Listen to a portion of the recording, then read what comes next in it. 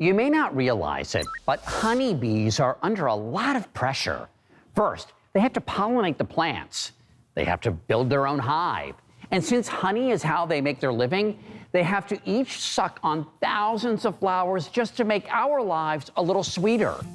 Lucky for them, there's a disruptive father and son team down under who invented a new way to ease the stress of our little stinger-tailed friends.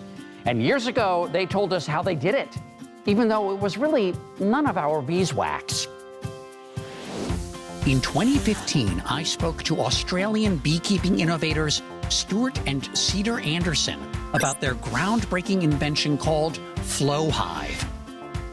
I invited the Henry Ford Museum's Curator of Agriculture and the Environment, Debra Reid, to revisit the story.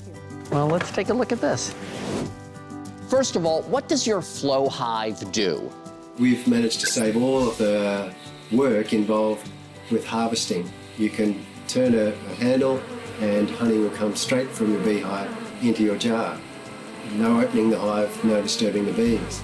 Normally you put in a honeycomb foundation for the bees to build their wax honeycomb on. Now what's different with ours is we've made it so that honeycomb can move and basically transform from being honeycomb cells that the bees fill with honey into channels that the honey can flow down to the trough at the bottom and out of the hive. What do you think when you watch that piece about the innovation itself? In theory, in terms of how bees work, it's spot on. But then there's no comb because those are little plastic hives that you can manipulate to let that honey flow. Is that something you see in agricultural innovation? Kind of something coming in, disruptive, but something being lost in the process, and then a refinement taking place? It's called the social construction of technology. You need to think about the ways society influences whatever's engineered or manipulated.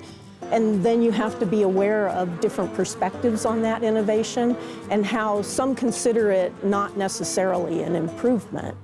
Was there a real need for this? I think yes. It interested as many as 100,000 more people to be beekeepers in 130 countries.